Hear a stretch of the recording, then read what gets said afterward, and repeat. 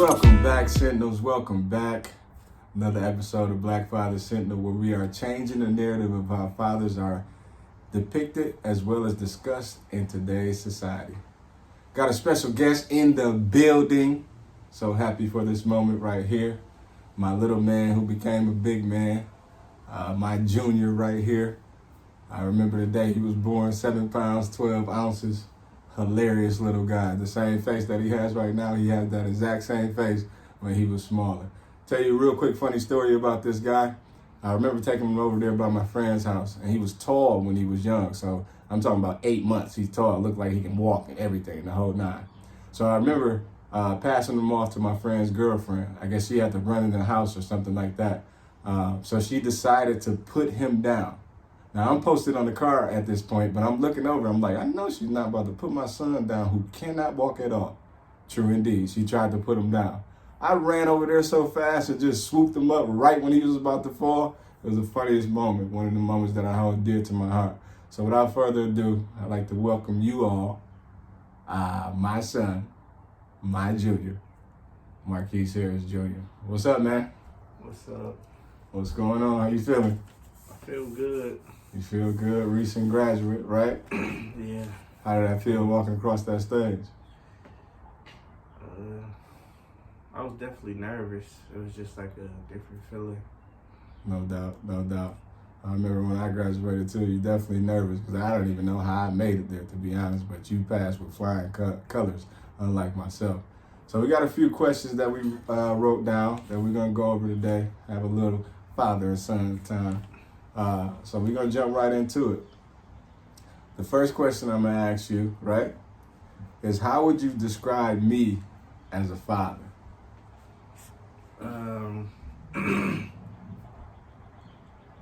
I would say passive aggressive, like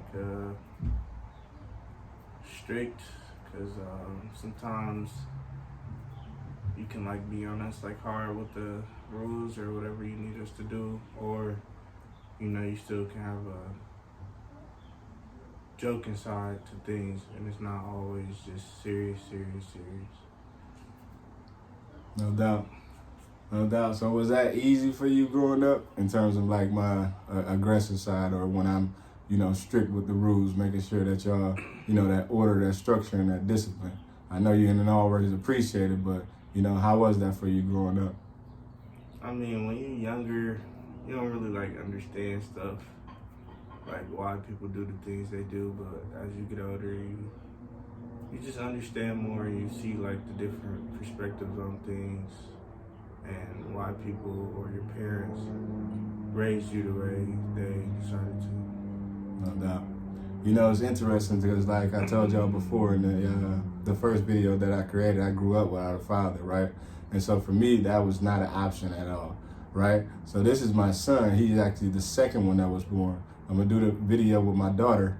That was the first child that I had, the one that turned me into an actual father. But like I said, being not a part of my children's life, that was not an option at all, right? And so whatever past experiences I had, I just drew from them in terms of my grandfather, who was a father figure to me.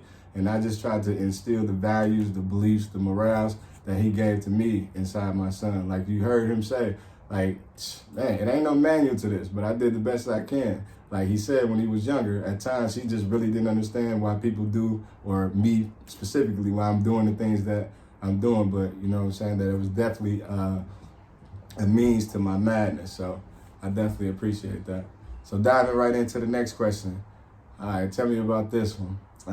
What are some memories that you have growing up, like me and you, hanging out, kicking it, or whatever, even if they're good or bad, you got your butt whooped, I don't care, whatever the case may be. What are some fond memories that you have, or what is a memory that sticks with you in terms of me as your father?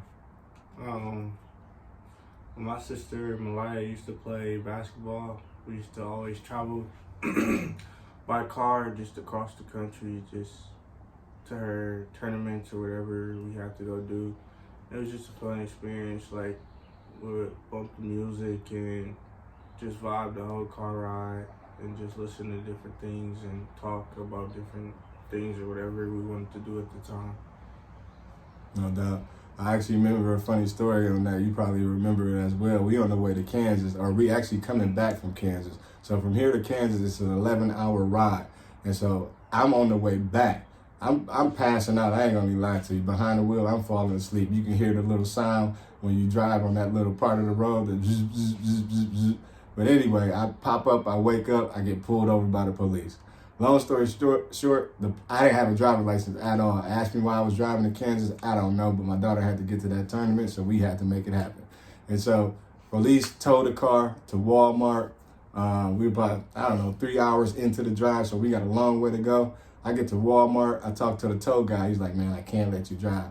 I worked out a number with him, had to slide him some cash under the table. We got the car back, we jumped right back on the road, and it was like back to the usual programming. So just a funny time that we had, just getting pulled over in Wichita, Kansas at that. So that was a dope moment. So lastly, and not least, when you're younger, it's kind of easy to be a father to younger children, right? Because you could just tell them directives in terms of like, yo, I need you to do this.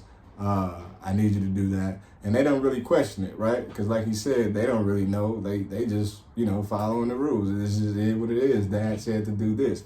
But as they get older, they become more independent. They become more, I don't know. I'm not even going to say socially awkward, but I would use that term in terms of the relationship that you have with your older children, right? They don't talk as much. You don't really engage as much with them because they got other stuff going on. They got friends now. They want to be outside the house. They want to be just doing their own thing. So the question is, like, what advice would you give to me, right? Because this journey is not over between me and you. I'm always going to be your father. I'm always going to, help and guide you through everything in life, right? And I think we have that open communication with each other to where we could talk about anything. But I know it's different now that you're 18 now. You call yourself an adult. You're grown, but you ain't that grown. But whatever, I know how you feeling. I've been 18 before. You feel like nobody can tell you anything. However, he's not like that. He actually takes my advice and he takes heed to it. So the question is, what advice would you give to me on your journey into adulthood? Like, how do you want me to interact with you, or what's best practice with me and you now in terms of father and son? I would say just support my decisions on like things I want to do or try out. Also, just be there for the times that I need you. Just growing up, you learn different things from your dad into like being a man. So just those things that come along with time, and just be there to support me throughout the way to eventually me, having a family, starting a family, being able to raise a son. No doubt. And he hit that right on the head because it's a funny story that I gotta tell y'all about, just an interaction that me and him had in the past. But I had to learn that in terms of supporting their decisions. As fathers or as parents in general, we just don't want them to make the same mistakes that we made, right? So we try to not necessarily dictate their life, but for lack of a better word, we try to dictate their life, right? So we try to point them down, a path to which we think is acceptable for them, like who they should be based off who we think they should be. And that's not always the case. So I had to learn on my own in terms of, these children, like they have their own evolutionary journey. When I pass away, he still has to live his life, right? And I don't want him to have any regrets like he went down a path that I chose that wasn't really a path for him. So I had to learn that. I had to let him go. I had to encourage him. There's still some decisions that he makes nowadays that I just totally disagree with, but I'm gonna support my son, and I'm gonna always be here for my son. And like he said, it's some things that he can learn from me, which, it just touched my heart when he said that, because again, like I told y'all before, it's no manual to how to be a father. And based off what I told y'all in the past, y'all know I grew up without a father. So just him simply saying that, it's some things that he can take from me and learn from me. I feel like I'm doing a heck of a job in terms of, raising him to be the man that you all see before him today. But that's one of the things I had to learn. You got to let them go. You got to let them jump off the porch. You got to let them make their own mistakes. You got to let them, try, right? But you just have to be there to support them. It's not going to always be the way that you want it to go. But at the end of the day, that's the decision that he made. And I understand that the words and the values and the morals that I gave to him, he's not going to be out here just doing like just crazy stuff anyway. But I also realized that the time is different. It's no longer when I was growing up. Things that I thought was the pathway to success or the pathway to manhood is probably no longer even valid at this time. So I just got to give him that opportunity to grow. And that's definitely hard for me, but because I always want to say something, right? Whenever he's doing something that I perceive to be wrong, but it's quite naturally probably not even wrong. I just don't want him to ever be lazy or get complacent or just stop moving or give up on life. So I always try to just keep him motivated, keep him pumped. Yo, Cal, what you got going on? What you doing? Yo, where you at nowadays? Like, where your mind at? So I stay on him in regards to that just to keep him sharp. I always want him to be focused. Because like I always say, I want my children to be an asset in the community as opposed to a liability. So, you know, that's my job, and I'm going to stand on that. That's just who I am. I'm going to hit you with one last question. So this is like impromptu. We didn't discuss this at all. Is there anything that I've ever done that you just like, no, it's not that you can't forgive me from it, but you just like, that, like, that's just, it's sticking with me. I'm over it. Like, we're good. But, you know, I don't know why you did that. Anything like that? To be honest, not nothing in particular. Yeah, I don't really have anything as far as that. Whatever happened, like in the past or whatever, it's just the past, and I don't really spend too much time thinking about, you know, those type of things. So I can't really put something out there that I don't remember. Right, no doubt.